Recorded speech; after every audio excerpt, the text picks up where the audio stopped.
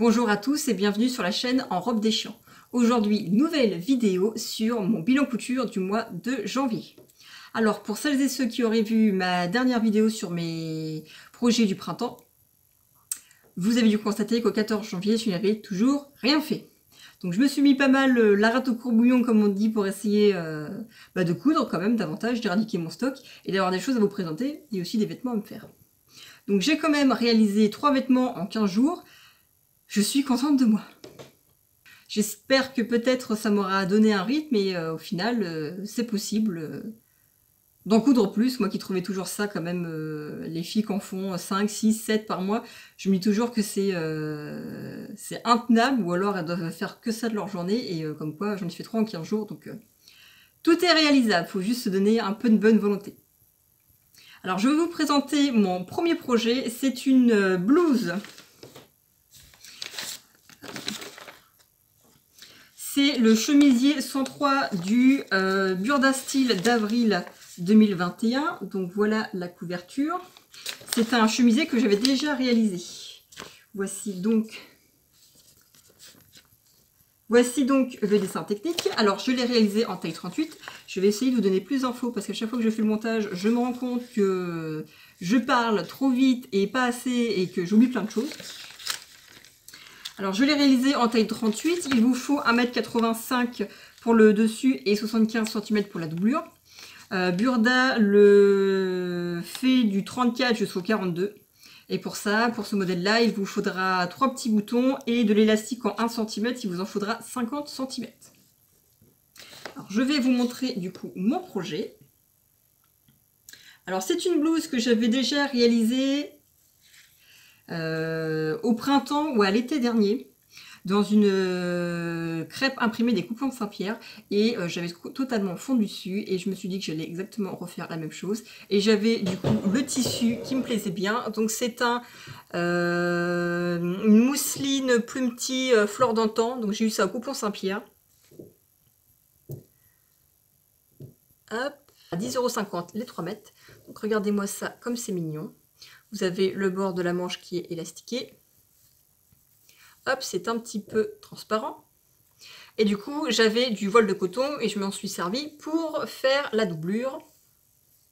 Donc voilà, vous avez là une petite bride, enfin 3 petites brides avec les boutons, les petits volants. Hop, et la doublure en dessous. Alors pour ce modèle-ci, j'ai réalisé des coutures anglaises sur les épaules, l'assemblage du devant, les côtés des volants. Et puis je crois que c'est tout. Alors la parmenture, je l'ai piqué par-dessus la doublure et j'avais fait comme le premier modèle, en fait juste un petit point zigzag serré pour assembler l'un avec l'autre. Donc voilà ce modèle. Honnêtement, j'adore le tissu. J'adore le tissu, j'adore l'effet que ça rend, j'adore ce modèle. Je suis vraiment conquise. Je l'ai essayé et je suis vraiment heureuse, quoi. C'est vraiment joli, c'est mignon, c'est vaporeux. Franchement, moi, j'adore. Et en plus, alors, c'est marrant parce que j'ai pensé à mes bonnes résolutions de l'année et j'avais dit que je voulais changer de colorimétrie. Et ce tissu-là, quand je l'ai acheté, à l'époque, il y avait du coup en fleur orange. Ce qui n'est pas forcément courant, l'orange. Je sais pas vous, mais moi, le orange et le jaune, c'est fait partie des couleurs que je n'ai absolument pas dans ma garde-robe. Et du coup, il y avait cette mousseline en orange et il y avait aussi cette mousseline avec les fleurs bleues. Et c'est vrai que je m'étais dit, ah bah, je préfère le bleu que l'orange, je vais le prendre en bleu. Et après coup, je me suis dit, ouais, mais le bleu était pas super joli. Et du coup, je l'ai pris en orange et je ne regrette pas. Avec les petits boutons orange, je trouve que c'est mignon comme tout. Et en plus, ça change, quoi. Parce que l'orange, franchement, moi, j'en vois sur pas grand monde. Et c'est pas forcément une couleur que j'aime beaucoup, mais j'en vois sur pas grand monde. Et là, je suis vraiment contente. Donc quoi, association tissu avec modèle, je suis ravie comme tout. Alors c'est vrai que ça n'a pas été, c'est pas très compliqué comme modèle. Alors j'avais déjà réalisé, donc je m'étais déjà fait la main dessus. Ce qui est un peu chiant, c'est, alors c'est ici les brides, vous avez du coup une queue de rat à faire, et c'est d'insérer les queues de rat dans la couture anglaise. Ça a été un peu plus chiant. Et puis bon, bah après, comme d'habitude, des fronces, des fronces, des fronces. J'aime pas faire les fronces, mais j'en ai partout. Je crois que c'est les modèles à fronces, c'est sûrement ceux qui m'intéressent le plus. Et pourtant, j'ai horreur de faire ça, c'est chiant, c'est long. Mais bon, c'est vrai que c'est pas le même effet, quoi. Donc ça, c'était pour mon premier projet. Et je suis ravie comme tout. Projet suivant, c'est le top 103 du Burda avril 2015. Alors hop, je vous montre, c'est ce Burda-là. Et voici à quoi ressemble. Du coup, c'est un petit débardeur tout simple. Hop. Voici à quoi ressemble le dessin technique. Alors, c'est le modèle 103. C'est un petit débardeur que j'ai du coup réalisé en 1 mètre de tissu. Donc, j'ai pris de la dentelle blanche que j'avais et du voile de coton que j'avais pour doubler. Donc, il faut 1 mètre de tissu léger et fluide, préconise Burda, pour 1,40 m. Donc, c'est vachement bien pour les petites chutes qui se baladent. Alors, le top est réalisable du 36 au 44 et il vous faut aucune fourniture. Donc, je vais vous montrer à quoi ressemble ce modèle.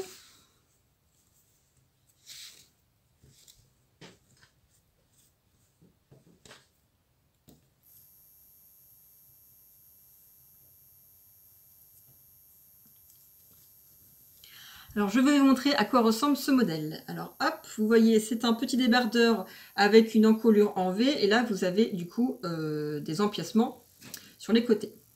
Donc, je vais vous montrer de plus près. Là, du coup, vous avez un petit pli de chaque côté qui part des épaules. Hop, voilà, du coup,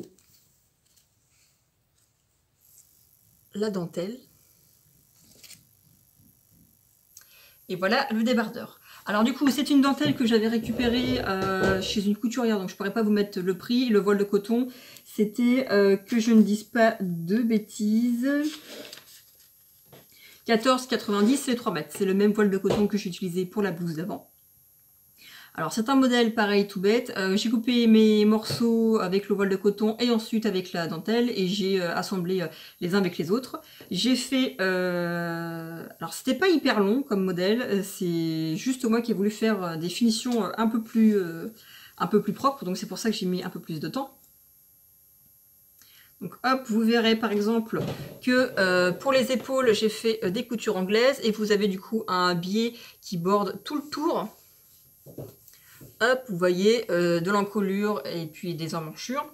Et vous voyez par exemple que ici, donc j'ai fait des coutures à rabattu et voilà, comme ça c'est un peu plus propre. J'ai fait des coutures à rabattu un peu partout avec le biais qui passe entre deux, par en dessous. Donc voilà, vous avez, tout est bordé de biais et vous avez les coutures à rabattu.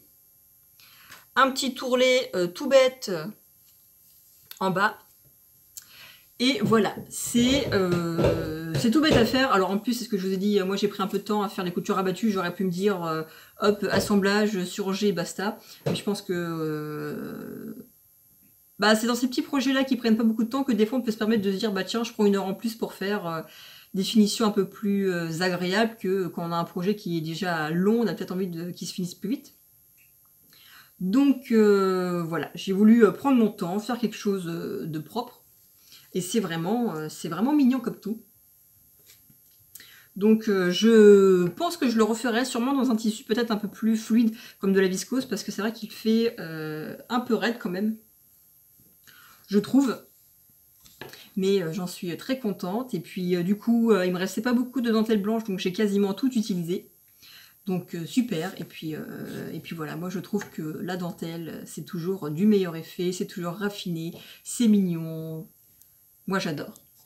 Alors mon dernier projet vient du Burda de mars 2021 que j'ai déjà pas mal exploité et que je vais continuer d'exploiter, c'est vraiment une mine d'or. Donc hop, je vous le montre pour ceux qui ne savent pas à quoi il ressemble. Donc c'est le modèle la blouse 104. Alors je vous montre. Voilà. Donc là, clairement dit, vous ne voyez absolument rien. Là, vous avez du coup le dessin technique.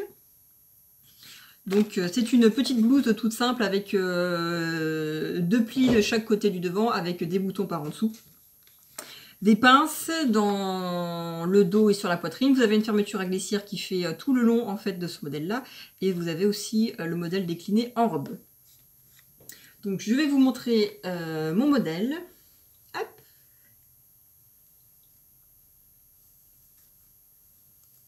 C'est la broderie anglaise ajourée que j'ai eu au Coupon Saint-Pierre. Il est recommandé par Burda 1,25 m et il vous faut une fermeture à glissière invisible de 60 cm qui est du coup placée dans le dos et il faut 4 boutons. Alors, je vais vous dire, le modèle part du 34 jusqu'au 44. Moi, je l'ai fait comme d'habitude en 38. Et voilà. Donc vous avez hop, une parmenture en fait. Alors normalement elle est thermocollée, moi je ne l'ai pas thermocollée, j'ai juste surjeté, j'ai piqué du coup piqûre empereur et puis dans le sillon des épaules. Et voilà, j'ai rajouté des petits boutons comme c'était préconisé. J'ai hésité à mettre les boutons ou pas et puis bon, voilà à quoi ressemblent les boutons. Moi je trouve que les boutons avec la dorure, alors c'est du plastique, ils sont tout fins, ils pèsent pas lourd, hein. C'est pas des gros boutons des fois en métal qu'on pourrait se dire. C'est des boutons en plastique, mais moi je trouve que les boutons noirs et dorés, enfin avec la dorure, c'est vraiment... voilà, moi je trouve que ça donne vraiment un super bon effet. Hop, vous avez... Alors la fermeture, je voulais acheter une fermeture à glissière invisible, sauf que du coup, dans la mercerie, la dame n'en vendait pas. Elle vendait que des fermetures à glissière et elle m'a dit que les fermetures invisibles, pour elle, elle n'en vendait plus parce qu'elle trouvait que c'était trop fragile. Que ça se déchirait régulièrement au niveau du rebond. Alors je sais pas vous, moi, je suis plutôt étonnée, j'en sais trop rien. Je sais pas trop quoi en penser. Donc du coup, j'ai acheté une fermeture du coup qui est visible. Hop, et je l'ai, je sais pas si vous allez bien voir. Hop, voilà, quand je l'ai piqué du coup, j'essaie de faire un petit surplus du coup pour cacher la fermeture. Avec le soleil, je suis désolée, j'espère que vous allez bien voir. Comme ça, hop, vous voyez, on voit qu'il y a une fermeture, mais c'est pas visible sur 5 ou 6 mm.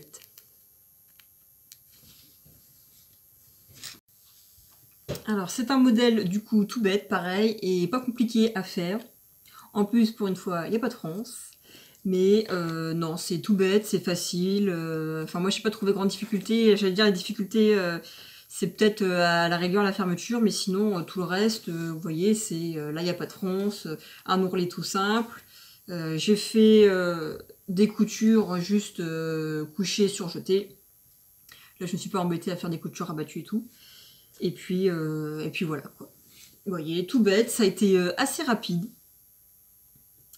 Et ça c'est pareil, ça fait partie des projets que j'ai fait, que je suis contente et que je pense que je referai. Parce que ça c'est pareil, dans une matière peut-être un peu plus fluide ou dans de la couleur pour changer du noir. Non, je suis contente. Et en plus, alors par rapport le débardeur que je vous ai montré avant et lui du coup un peu court, c'est peut-être moi qui est un peu grande pour lui.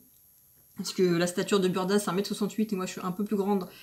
Mais je pense que le débardeur se porte quand même court. Et pour le coup, cette blouse là, je sais pas si vous allez voir par rapport à moi. Et vous voyez, du coup, elle tombe quand même sur les hanches. Et je trouve ça bien des fois d'avoir le haut des hanches couvertes. Moi, j'aime bien, c'est pas déplaisant. Donc voilà mon bilan du mois de janvier. J'espère que ça vous a plu. J'espère que je vous ai fait découvrir des modèles. Alors, ce que j'ai essayé de calculer pour essayer, j'ai vu ça sur la chaîne de Caro, mon coin couture, à laquelle je suis abonnée. Et c'est vrai que à chaque vidéo, en fait, elle fait le décompte des tissus qu'elle a par exemple acheté dans le mois et qu'elle a cousu. Donc moi, sur ces 3 projets, mine de rien, alors si je me base sur les préconisations de Burda, je pense que j'ai quand même, comme les largeurs de tissu du coup sont plus élevées, je pense que j'ai quand même moins de tissu qui a été utilisé. Mais en calculant tout ça, je suis à 5,85 m. Alors, c'est pas grand-chose. Et ça paraît énorme aussi. Parce que pourtant, on pourrait se dire... Alors, évidemment, il y a les chutes dedans, mais 5,85 m pour 3 projets. Vous voyez, c'est vrai que là, 1,25 m, on n'a pas forcément l'impression, mais 1,25 m, là, vous avez... du coup 2 fois 1 mètre, et puis là vous avez 1,85 m avec 75 je crois de doublure. Et c'est vrai que on ne penserait pas. Et à chaque fois que je regarde ces vidéos, je me dis, enfin, ouais, au final, c'est une bonne idée, je trouve, de compter comme ça. Et on se rend vraiment plus compte. Donc j'espère que cette vidéo vous aura plu. Et merci encore pour tous vos gentils commentaires, vos compliments, votre aide, vos vues, vos pensées, vos idées. Voilà, merci beaucoup. Et puis, je vous embrasse. J'espère que vous aurez enfin la vidéo sur mes projets du printemps. Parce que j'ai pas mal de projets du printemps prévus. Et puis, je me suis dit que c'était une bonne idée. Et puis bah, comme ça, on verra bien. Ça peut peut-être vous donner des idées. Vous allez peut-être pouvoir vous m'en donner. Voilà. Du coup, je vous embrasse.